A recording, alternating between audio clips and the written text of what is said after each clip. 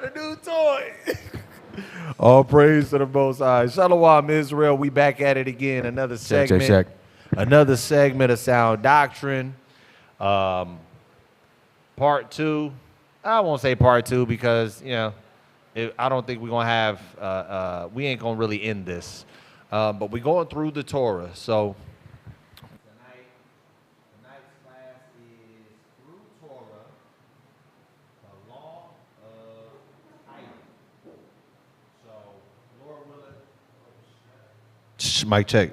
So, Lord willing, an understanding will be given as time goes on of the Torah in totality, right? Unfortunately, a lot of brothers and sisters like to venture all through the other parts of the Bible and not the foundation, not the part that plays the biggest role in saving their souls, namely the Gospels and the law and the Torah. So that's going to be the focus. That's going to be the focus for some time. So let's jump straight into it. You already know what it is. Let's start off with Proverbs chapter 4. Salakia, if I may, please bear with me. I just got a brand new Bible as I was explaining to my brother Rosh. I'm very excited. I got a Bible with the King James and Apocrypha in it. So it's not what I'm accustomed to. So the new kid is happy. He said, "My got an Apocrypha in it." God, all praises. Proverbs chapter 4. All right, Salakia. All right, here we go. This is the book of Proverbs, chapter 4 and verse 2. For I give you good doctrine. Forsake ye not my law. For I give you good doctrine. Forsake ye not my law. That is the foundation of this class. That is the foundation of this faith. That is the Israelite faith, the Israelite doctrine. Don't forsake the laws of God. With everything else that you've learned, with everything else that you know, with everything else that you are being taught, do not forsake the laws of God. That is the most pertinent thing in tandem with check faith in Hallelujah. Christ for your salvation, right? Let's go to 2 Timothy. Once again, I got to tell y'all again, please bear with me. 2 Timothy chapter, 4? I literally got this out the box right now. There it is. 4. One more. Damn. Stalling. Sister says it's in the back. 4 and 3. All right. This is the book of 2 Timothy, chapter 4 and verse 3. For the time will come when they will not endure sound doctrine. Come on. But after their own lust shall they heap to themselves teachers. Come on. Having itching ears. Read. And they shall turn away their ears from the truth. Come on. And shall be turned unto fables. So that is something that has been going on and will continue to go on. It was prophesied. A lot of people will turn away from what it is that we're supposed to be doing. A lot of people will start to have itching ears and want to deviate from what it is that we should be doing, want to deviate from the law, want to deviate from what's right, want to deviate from sound doctrine, right?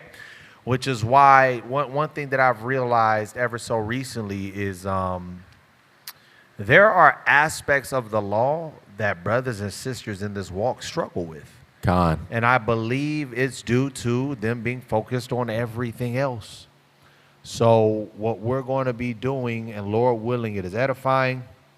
We're going to be touching on every facet, every aspect of the law. We're going to be hanging out in Torah for a very, very long time. So let's jump into it.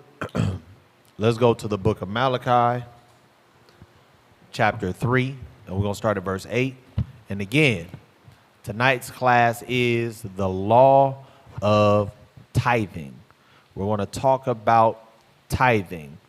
For the most part, brothers and sisters have a decent grasp of it, a decent understanding. But we're going to start with the basics, then we're going to move into more complex parts of the law. So let's start at Malachi chapter 3. Let's start at verse 8. This is the book of Malachi, chapter 3 and verse 8. And it reads, Will a man rob God? Come on. Yet have you robbed me. But ye say, wherein have ye robbed thee?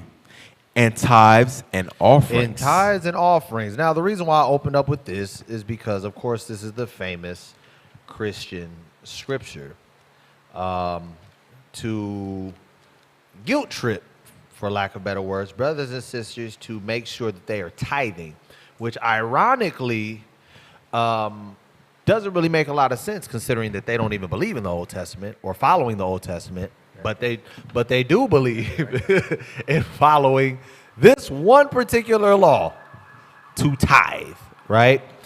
But let's go ahead and really get into. Well, I'm sorry, what verse are we on? Verse 9. Let's read verse 9. Verse 9. Ye are cursed with a curse. Come on. For ye have robbed me. Come on. Even this whole nation. It says when you rob God, you rob the whole nation. When you are not giving tithes and offerings, you are robbing the nation. And we're going to get into why it is that you're robbing the nation. Go ahead. Verse 10. Bring ye all the tithes into the storehouse. Come on. That there may be meat in my house. Come on. And prove me now wherewith, saith the Lord of hosts. Read. If I will not open the windows of heaven and pour you out a blessing, that there shall not be room enough to receive it. So in this time, the Lord was telling the children of Israel, give me your tithes and offerings and just watch. Examine me. See if I don't open up the windows for you and allow you to begin to prosper and flourish. Put me to the test. Right. So now here's the thing. The law of tithing. A lot of people today, especially in modern day Christianity, are under the guise of we should still be tithing, but we tithe differently. You tithe with 10% of your paycheck. Some say 10% of your net. Some say 10% of your gross. Right? I ain't gonna lie, that's how I think. That's what a lot of people have come to understand. Now, here's the thing. The scriptures are very specific as to what tithing was, what tithing is, right? So we're going to get an understanding of what tithing is, and then we're going to roll over to the New Testament, and we're going to see, are we still tithing, or what is it? How do we contribute to the ministry now and today, right? So let's go to Numbers chapter 18. The book of Numbers, chapter 18.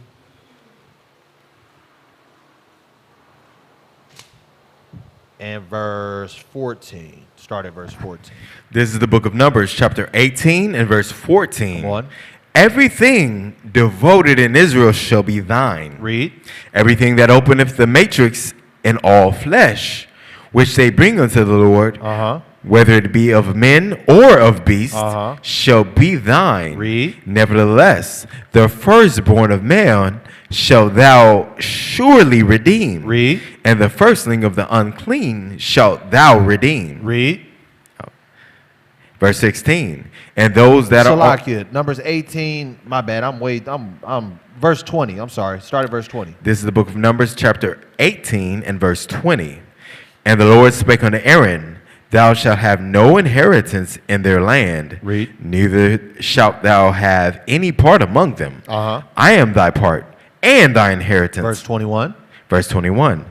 And behold, I have given the children of Levi the 10th in Israel for an inheritance. Come on. For their service which they serve. So it says, and behold, I have given the children of Levi all the 10th, the tithe, in Israel for an inheritance. This is what they inherit. Judah had land that he inherited. Levi had land that he inherited. So on and so forth. Ephraim, Manasseh, all of the tribes ended up with land. They said, but Levi is not allowed to inherit land. The Lord is their inheritance. Right. So because their focus was the temples and the cities of refuge, and their focus was the works of the temple, the Levites had to be upkept. The Levites had to be taken care of. So it said that all the 10th that was given to the Lord or given to the Levites for the Lord belonged to the Levites, right? Read on. Continuing on in verse 21. Even the service of the tabernacle of the congregation. Right. It says they're getting the inheritance for their service in the tabernacle. Read. Verse 22. Neither must the children of the Israel henceforth come nigh the tabernacle of the congregation, lest they bear sin and die. They said, can't nobody else come into the tabernacle and try to do the services of the Levites. Come on. Verse 23. But the Levites shall do the service of the tabernacle of the congregation, and they shall bear their iniquity. It shall be a statute forever throughout their generations. This is something this is something that's stamped and sealed. This is supposed to always go on throughout our generations perpetually. Come on. That among the children of Israel they have no inheritance. Right, so this never changed. The Levites were never given an inheritance. Their inheritance is the tenth or the tithe of the entire nation. Go ahead. Verse 24. But the tithes of the children of Israel, which they offer as an heave offering unto the Lord, come on, I have given to the Levites to inherit. Therefore, I have said unto them, among the children of Israel, they shall have no inheritance. Right. And the Lord spake unto Moses, saying, Thus speak unto the Levites, and say unto them, when ye take of the children of Israel the tithes which I have given you for your inheritance, then ye shall offer up an heave offering of it for the Lord. Go ahead. Even a tenth part of the tithe. So now it says all of the children of Israel will give a tenth. Everybody, every family is to give a tenth. Of everything that the Levites take, they now have to take a tenth of all of that and give a heave offering up to the Lord. So the Levites get the remainder of it, but 10% of every tribe or every family is a whole lot. And then of that, there's a heave offering given to the Lord, right? That's ridiculous. I don't think they really understand. No, they don't. They're like, that's imagine everybody. We'll use in modern day terms. We'll use money, for example. Can I just say, because I believe like they think like, oh man, the Israelites, the Levites, they don't get this, they don't get that, they don't have this, they don't have that, they don't get to do this. The Levites were wealthy. They had it. They had it going on. They were definitely well off. They had it well off. So a tenth part of the whole nation, they were good. Yeah, and this was like hundreds of thousands of people, and everybody's given a tenth of their increase, right? Read on. Verse 27, and this your heave offering shall be reckoned unto you, and as though it were corn of the threshing floor, as of the fullness of the winepress, thus ye shall offer an heave offering unto the Lord of all your tithes, which ye receive of the children of Israel. It said, just like you would give any of your other offerings, this is how you're going to give your tithe offering, right? Read, or your heave offering. And ye shall give thereof of the Lord heave offering to Aaron the priest. Read. Out of all your gifts ye shall offer every heave offering of the Lord of all the best thereof. Of all the best. That was the other thing. You can't just be giving anything. It said you need to give the best of the best. Go ahead. Even the hallowed part thereof of it. Therefore thou shalt say unto them, when ye have heaved the best thereof from it, then it shall be counted unto the Levites as the increase of the threshing floor and as the increase of the winepress. It said you were supposed to be given the very best of whatever it is that you had to the Levites, and the Levites would take the very best of that and offer an offering up to the Lord, right? Now, let's go to Deuteronomy chapter 14.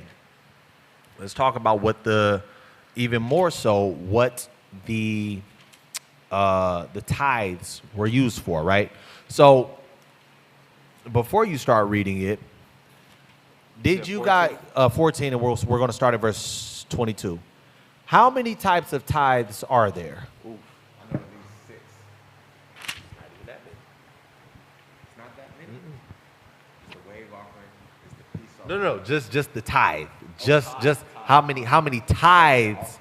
How many types of tithes? 14. Yep, hold 22 for me. How many types of tithes are there? 3. 2. You said 3? 3. 4. Okay. Is that 6? No, you just said 3. You said 3 with 2 hands. So here's my next question. What are the 3 tithes? Nope.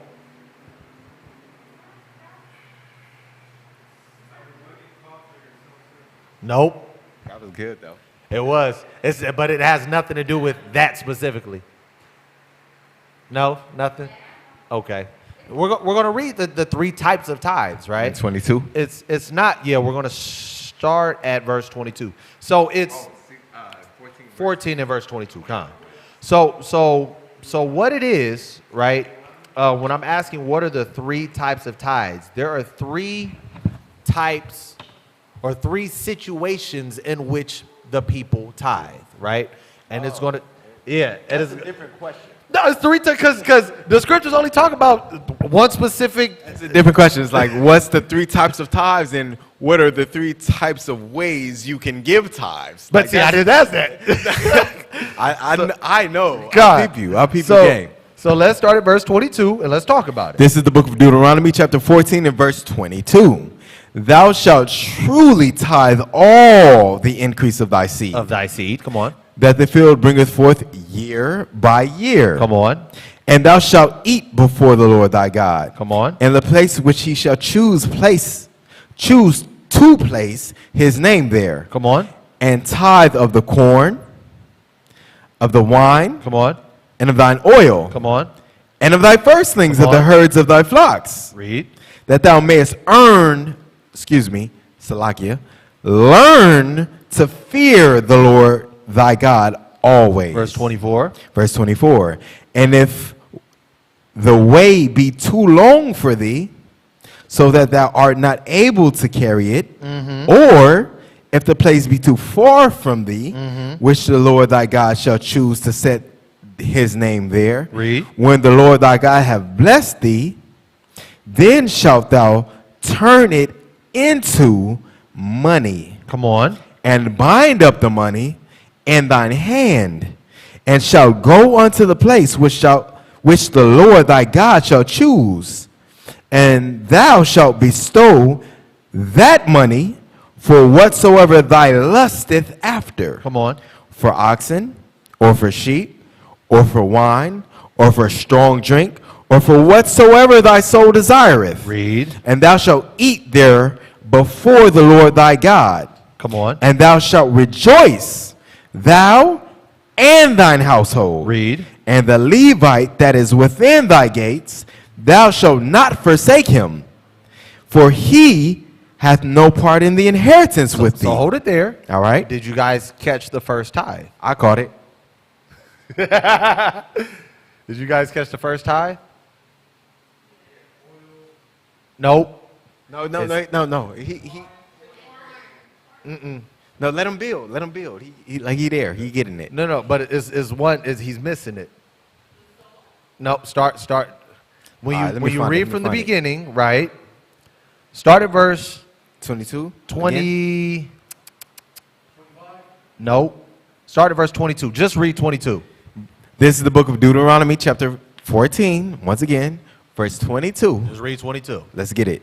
Thou shalt truly tithe all the field of thy increase of thy seed, that the field bringeth forth year by year. So hold it there. What you have here is called, they refer to it as the annual feast tithe. That's what they refer to it as. This is when you give the tithe, right? So you have a tithe that you give, and we're going to read on it, you're going to see it. We have a tithe where we are giving specifically to the Levites for the sake of the Levites as their inheritance. You have also, and I'm also show you in Josephus, he talked about it as well. You also have the annual tithe. Every year there's a feast that the Jews would have. It doesn't specify, but one can assume that it's first fruits, where you're giving up your best. It's an annual tithe where you, an annual feast, where you tithe, and then there's one more. But let's read on. Let's go back to verse. Let's drop down to 28. Oh, we're at 26.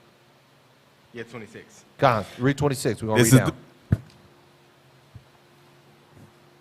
This is the book of. I got you out. This is the book of Deuteronomy, chapter 14, and verse 26. Go ahead. You with me? You got it. All right. Verse 26. And thou shalt bestow that money for whatsoever thy soul lusteth after, for oxen, or for sheep, or for wine, or for strong drink, or for whatsoever thy soul desireth. And thou shalt eat there before the Lord thy God, and thou shalt rejoice, thou and thine household. 27. Verse 27. And the Levite that is within thy gates, thou shalt not forsake him, for he hath not part nor inheritance with thee. At the end of 3 years, thou shalt bring forth all the... Go ahead. Thou shalt bring forth all the tithe of thine increase the same year. Read. And shalt lay it up within thy gates. Read. And the Levite, because he hath no part nor inheritance with thee, and the stranger, Read. and the fatherless, and the widow, which are within thy gates, shall come and shall eat and be satisfied, that the Lord thy God may bless thee in all the work of thine hand which thou doest. So, you have the annual festive tithe. You have the tithe that you have every 3 years. This is specifically for the poor, the widow, the fatherless, so on and so forth. And then you have the tithe that you actually give to the Levites. Those are the 3 different types of tithes, right?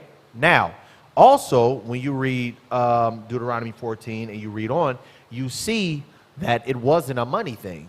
As a matter of fact, if you were journeying from, I don't know, let's say Mesopotamia and coming down and you're like, I'm not carrying all of this corn and all of this flour, or these asses and all of that. It said you can exchange it for money, then come down.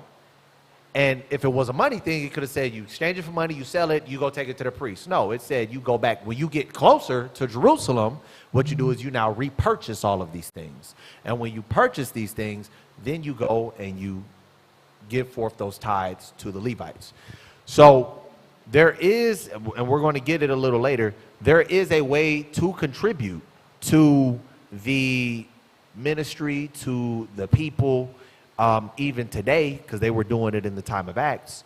But as far as tithing is concerned right now, there is no priesthood, there is no temple, there is no way for us to tithe. There is no purpose for us to tithe, because there is no Levites with no inheritance, right? Let's go to Leviticus 27. Can I just say real quick, like, it's very easy to lose this humanity in all this with all the Bible reading, you know what I'm saying, all the technicality of it. It really is just so simple. It's just look out for your people.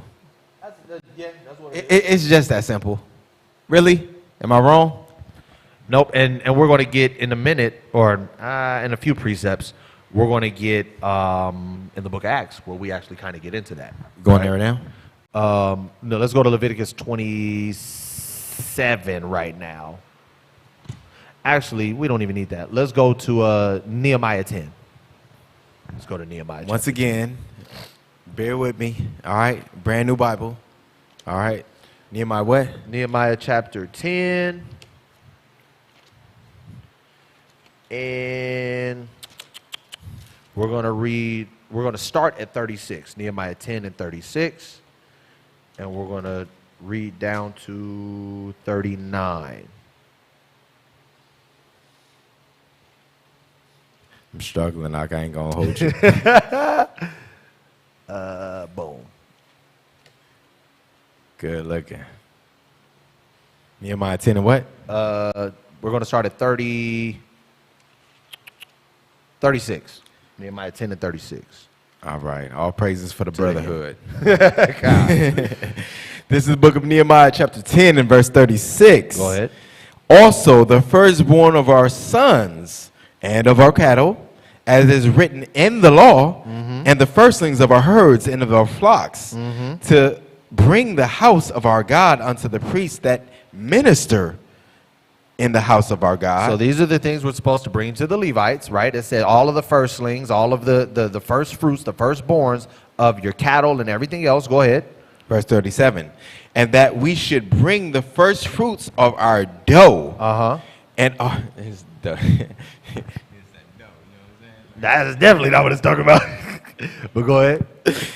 And our offerings and the fruit of all manner of trees and of wine and of oil unto the priests, to the chambers of the house of our God, and to the tithes of our God, unto the Levites. And the tithes of our, the tithes of our ground unto the Levites. Come on.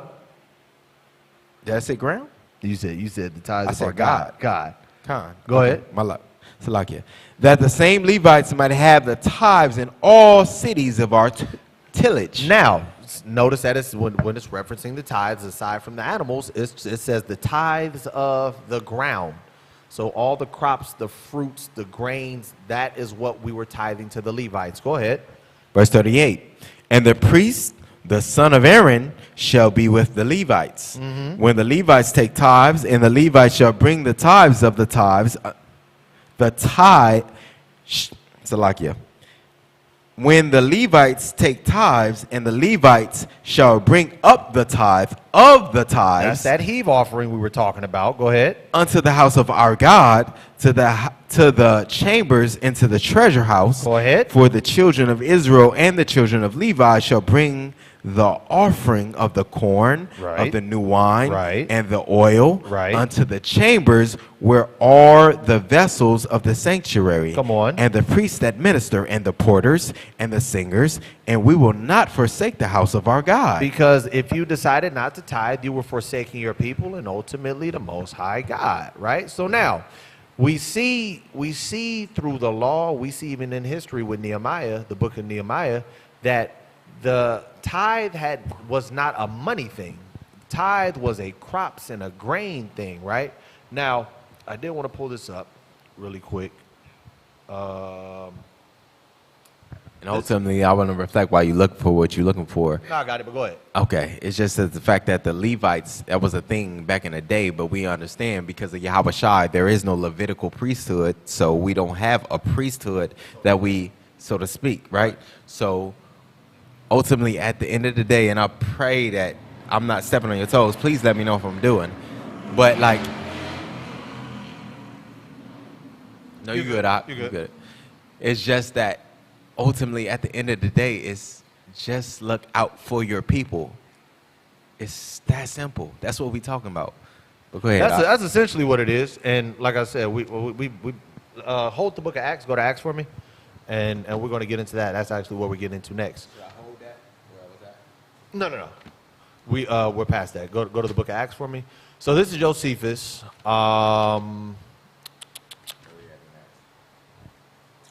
Verse 240. I got to grab the actual book. But it says, besides those two tithes, which I have already said you are to pay every year, the one for the Levites and the other for the festivals. You are to bring every third year a third tithe to be distributed to those that want, to women also that are widows and children that are orphans. But as to the ripe fruits, let them carry that which is ripe first of all into the temple. And when they have blessed, when they have blessed God for that land which bare them, and which he had given them for a possession, when they have also offered those sacrifices which the law have commanded them to bring, let them give the first fruits to the priests, right? So even in antiquity, they understood there was three types of tithes. For those that were in need, the poor and the widows and the orphans and so on, the ones that go to the Levites, and then the ones that were the festive tithes, right? Now, to what the brother is saying right now, to his point of, it's all about looking out for brothers. It's all about looking out, and helping out with the ministry and helping those that are in need, right? Go to, that's the next one. Go to Acts 4 first. Acts chapter 4 and verse 32, and then we go. So go to Acts 4 first. 32. We're gonna read 32 through 37, and then we're gonna circle back to Acts 2. 4 and 32. Start at 32. This is the book of Acts, chapter 4 and verse 32, and it reads, "And the multitude, Salakia, and the multitude of them that believed were of one heart and of one soul. Neither said any of them that aught of the things which he possessed has his own. But they had all things common." It said, but they had all things common. Now, when you read, of course, earlier in Acts chapter 4, the apostles had just gotten hemmed up by the police. told them stop teaching about Christ. They said, nah, we're going to keep teaching about Christ. And then they went on teaching about Christ, and the people saw the miracles and everything, and then people started to believe. And so what happened was, now it said the multitude of them believed. They were of one heart, one soul. Neither did any of them say anything, neither said any of them that any of the things which they possessed was his own, but they had all things in common, meaning they were willing to be charitable and give to one another, right? Verse 33. The book of Acts chapter 4 in verse 33. Mm-hmm. And with great power gave the apostles witness of the resurrection of the Lord, Hamashiach Yahushua. Right, read. And great grace was upon them all. 34. Neither was there any among them that lacked. Neither was there any, matter of fact, read on. We're going to clear it up. For as many as were possessors of land or houses sold them, and brought the prices of them things that were sold and laid them down at the apostles' feet. Read on. We're going to go down to 37. Go ahead. And the distribution was made unto every man according as he needed. Come on. And Joseph, right, who by the apostles were so named Barnabas, which is being interpreted the son of consolation, a Levite, and on the contrary of Salakia, and of the country of Cyprus, having land, sold it, and brought the money and laid it at the apostles' feet. So what was going on in this time was brothers were going out and they were doing the ministry. They were going out teaching about Christ. Now, mind you, you can only do so much quote unquote actual work if you're out apostatizing, right? If you're out going out and teaching the people. So what would happen was these brothers saw what they were doing. They saw the value in what they were doing. They saw the value in the work that they were doing. And they said, okay, I want to help the ministry. I want to help these brothers because clearly this is what they're doing. And you don't just get paid for this. So what did they do? It said they sold their things. And they said, we're going to make sure that y'all not lacking in nothing. And what did those brothers do? They didn't take a whole bunch to say, you feel me? It's all me. I'm up. It wasn't that. It was I took just enough to make sure that I was sustaining myself in what it is that I'm doing, right? We have another instance of that. Let's go to what you were trying to grab. Acts chapter 2. You started 43. This is the book of Acts, chapter 2, and verse 43. And it reads, and fear came upon every soul, and many wonders and signs were done by the apostles. Right, read. And all that believed were together. Come on. And had all things common. And had all things common. Come on. And sold their possessions and goods. Read. And parted them to all men, as every man had need. Right. And they continuing daily with one accord in the temple, and breaking bread from house to house, did eat their meat with gladness and singleness of heart, praising God and having favor with all the people. Come on. And the Lord added to the church daily such as should be saved. Right. Now, I'm gonna grab this same scripture in the GNT. It says many miracles. Go ahead. What you had in Josephus, did you tell the people what you had? Where you got that from? Yeah, it was from Josephus chapter 2, I think verse 240. I'll give you the exact whatchamacallit in one moment. Slakia. It's all good. Acts chapter 2 and verse 43 in the GNT. It says, many miracles and wonders were being done through the apostles, and everyone was filled with awe. All the believers continued together in close fellowship and shared their belongings with one another. They would sell their property and possessions and distribute the money among all, according to what each one needed. Day after day, they met as a group in the temple, and they had their meals together in their homes, eating with glad and humble hearts, praising the Most High and enjoying the goodwill of all the people. And every day the Lord added to the group those who were being saved. Now, here's the thing. Some people teach that, for example, every man is mandated to go out and teach. There's a reason why Paul said it's a whole body. It's many members, many parts, but it's one body. Not everybody's a teacher. Right. Some people go out and teach. Some people do the work behind the scenes. Some people help to, finance the brothers that are out doing the works. Now, if you're able, of course, the scriptures talk about if a man don't work, he don't eat. So if you're able to still be out and working, but also doing the works, that's something that you should be doing.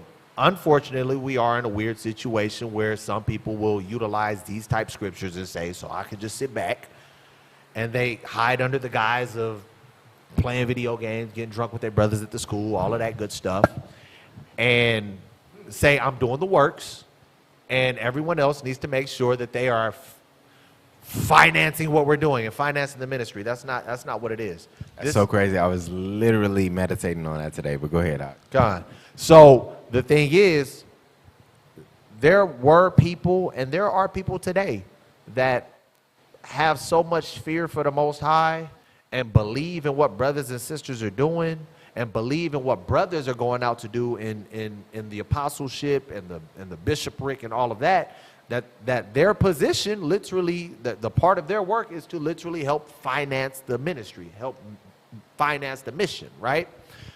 And this was something for those at this particular time that were in need. You had individuals at this time, they were, my sole goal right now is I sat up under Christ for however long. I'm an apostle of Christ. I'm going out wherever we go. If I can do the work, or if I can do work outside of that, I'm going to do that. But if there's nothing for me to do there, this is all I got. I got the ministry. And for those that truly believed, and they believed in what they were saying, they believed in Christ, they believed that this was true, they said, look, I'm going to break you off to make sure that you're good, and so you can continue on in the ministry, right?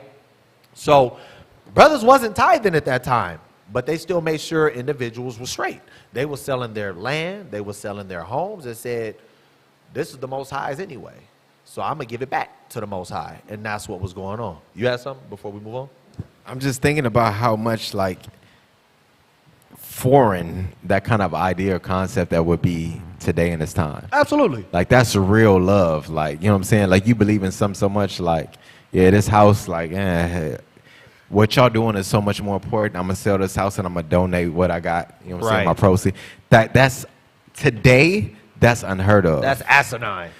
That's insane. But that lets you know the power of Yahweh Shah, like, the movement that he was. Yeah. You know what I'm saying? Like, people talk about certain people are like, oh, you're a vibe. Like, no, he was more than a vibe. He was literally, he changed everything. Everything. God. And the crazy part is, part of it is due to a lack of understanding the culture. Part of it is due to, as the scriptures say, when the angel spoke to Ezra, you've gone so far away, you think you can understand me? A part of it is that too, but which pushes us to being what's called individualistic and selfish. That's just what it is. There was more of a community base back then. They solely, and I got to be fair though. I got to be fair. Let's get it. Unfortunately, there are a lot of people that will abuse the offerings and the tithes and the alms. That's not another lesson. That's a whole nother series. Yeah. Yeah. Yeah. We can go there. But unfortunately, that's what it's to a degree that it is selfishness, and to a degree it is a lack of trust, because if we're going to be real, there's been a lot of people in Israel that have had this mindset that got done wrong.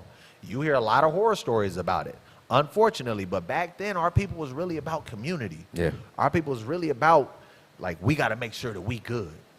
So Can I ask you real quick? Go ahead. What do you chalk that up to? I know we're in modern times, right? Mm-hmm.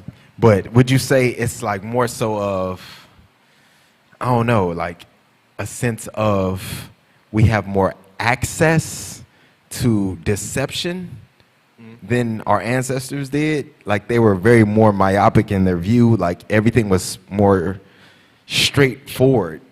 Now more so, in a sense, today, everything is more deceptive. So we believe that we have more options, so we go other places. Well, here's the thing, though.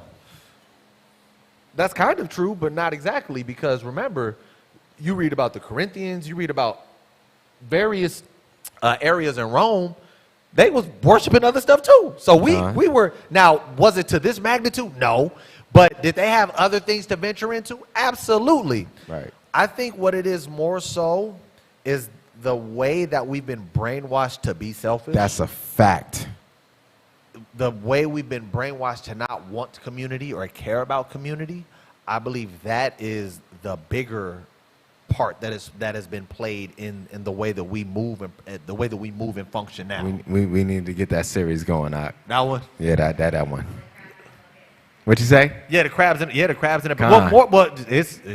Yeah, that's part of it. But the thing is, it's the individualistic mindset, the selfishness, but it's also they pitted us against us. They did, and we believe that's the only way we can win. But more than that, the lack, which kind of goes into what you're saying, the lack of trust that we have because we've been done wrong so many times. People have been done wrong that did have a sincere heart. That now because people share their experiences. So now, if all I got to do is tell you, and now that's going to be in the back of your mind when you decide, maybe I'm going to do something right. And then you like, the moment something seems just a little off, and it may not be actually off, it just seems a little off, you're like, nah. And so that perpetuates. Right. And so the community values that we had back then, we don't have now. It's not about, let me try to help my people. Let's all be up. It's like, nah, I got mine, nigga, get yours. Exactly. You get yours. But in the American way, right? The American way. So the values were different back then. So while they weren't tithing here in the New Testament in this particular time, the way that they were still helping one another and the way that we should be helping one another is to give to the best of our ability and give what we have in this particular time, right? Which is finances. Ecclesiastes says, money answereth all things. Let's go to Proverbs chapter 3. We almost done. We got Khan. Let's go to Proverbs chapter 3. We got one or two more after this. Proverbs chapter 3. And let's start at verse 9. We're going to read 9 and 10. This is the book of Proverbs, chapter 3 and verse 9, and it reads, watch this. Honor the Lord with thy substance. Honor the Lord with your substance. That word literally means your wealth. Honor the Lord with your wealth. Give to the Lord. That's not just because, remember, Christ and the Lord are on the same page. Christ said, when you've done it unto the least of these, you've done it to me. So when he's saying honor me with your wealth, he's saying help build up the temple, number one. Build up the kingdom, number one. Number two, help your people. Honor the Lord by helping your people. Honor him with your substance, your wealth. Not just anybody. The scriptures tell you that. Yeah. But give unto the godly, right? So it says to do that. Read on. And with the first fruits of thy increase. And the first fruits of thine increase. This is specifically talking about the Levites because the first fruits had to go to them. Go ahead. So shall thy barns be filled with plenty. It said if you're being charitable and you're moving in that community righteous spirit, it says then you're all going to flourish. The barns was the storehouse for the whole nation. It said all of us are going to flourish if we all decide to be charitable. Go ahead. And thy presses shall burst out with wine. And the presses shall... Salakia. Go ahead. New wine. With new wine, right? So it's saying you will prosper, you will flourish if you have that community mindset, right? Last one. Let's go to 2 Corinthians. 2 Corinthians chapter 9. I feel like this is a really short lesson. Yeah, I'm looking at the time right now. But the thing is, because tithes it's the start of what we really going to be getting into. Tithes is a very basic entry level of, just understanding the law. It is basic, but it is very detrimental because it's very also, I want to say elusive, but it's one of those things that they'll hook you into. Oh, absolutely. Because we already know the Christian church, they don't believe in no laws. But they believe in that. Right. No, for real. Let's go to 2 Corinthians chapter 9 into the, I'll get that in a second. 2 Corinthians 9, let's start at verse 1. This is the book of 2 Corinthians chapter 9 and verse 1. For as touching the ministering to the saints. So the helping of the saints, right? Read. It is, I didn't know this word was in the Bible. Superfluous. Salakia. This is the book of 2 Corinthians chapter 9 and verse 1. For as touching the ministering to the saints, it is superfluous for me to write to you. Go ahead. For I know the forwardness of your mind, for which I boast of them of Macedonia, that Achaia was ready a year ago, and your zeal hath provoked very many. Read. Yet have I sent the brethren, lest our boasting of you, shall be in vain in this belief. Read. That as I said, ye may be ready. Right. Read. Lest haply they of Macedonia come with me, and find you unprepared. Right. Read. That we say not ye should be ashamed. Paul got some words, boy. Let me read it. Should be ashamed.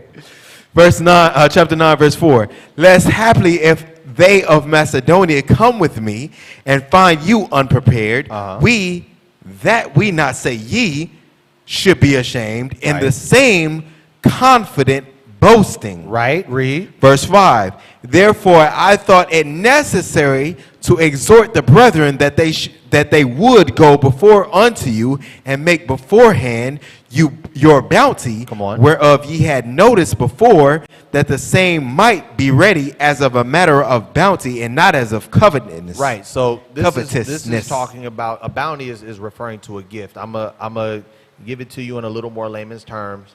We're going to look at it in the G&T as well. It says, there is really no need for me to write to you about the help being sent to God's people in Judea.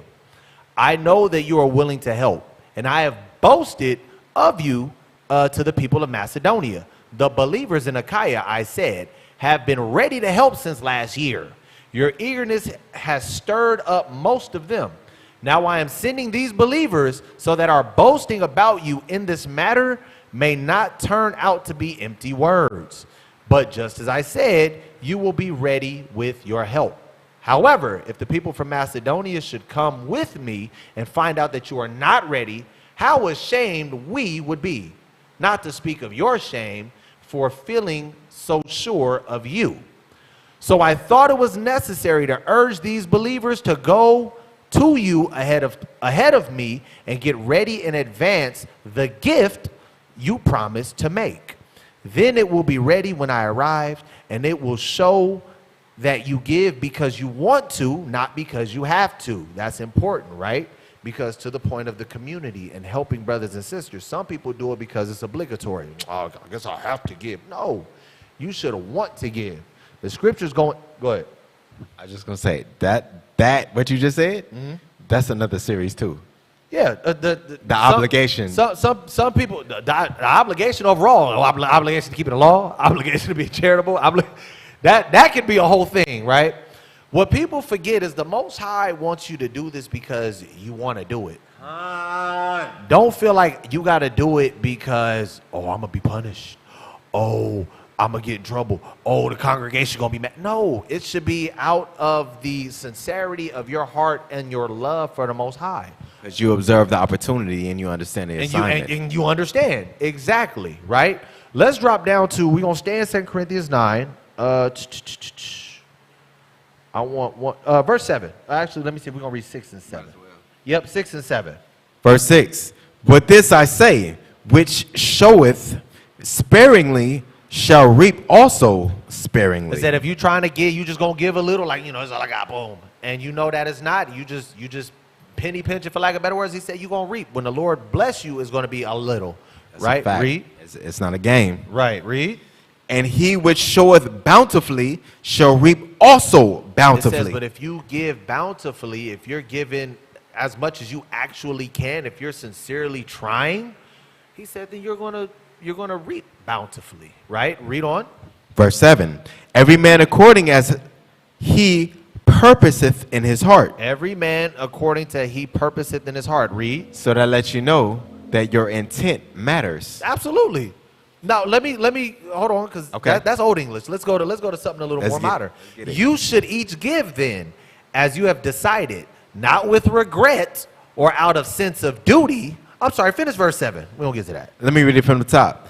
This is the book of 2 Corinthians chapter 9 and verse 7. Every man, according as he purposeth in his heart, read.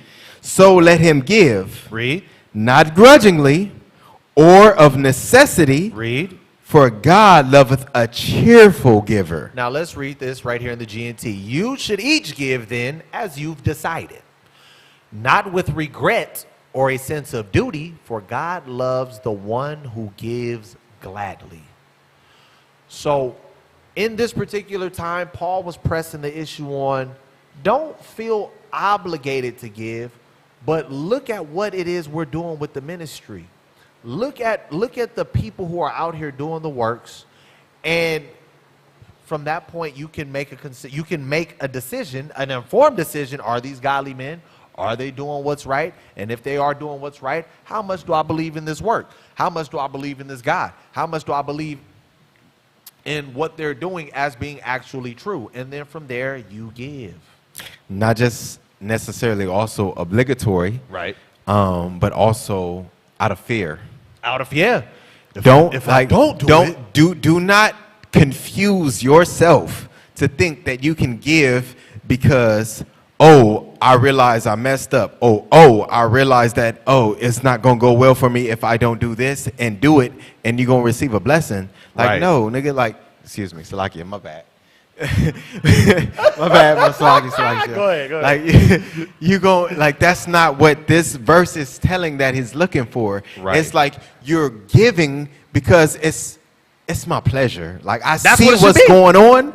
I want to be a blessing to this. Right. It's my pleasure to do this. Right. Not because, I'm in a bind and I know what the words say and I know the scripture says if you give, then I'm going to go give. So I'm going to give so I don't get in trouble. No, you're not going to get delivered that way. Right. It got to be real. Right. Period. Right. That's what the scripture is talking about. Right. My bad. No, you good. And again, going back to that sense of community we were talking about, right? So in ancient times, it was an actual law. The law was given to Israel. Make sure the Levites is good. Make sure the needy is good. Then it became a thing because the Levites weren't the ones doing the services in the temple at this particular time. Matter of fact, we was in bondage. We was in captivity. So there were people that were out and about. Let me be fair. There was some of them that was there. But the ones that started sincerely doing the works and following Christ and teaching about Christ, these weren't people who were up in the temples and were giving the sacrifices and all of that. So, and a lot of them were ousted because they was like, what is this new garbage y'all teaching? So what happened was people saw the ministry that they were pushing and they said, oh, that's real. Right. Exactly. Yes. We need to give to that.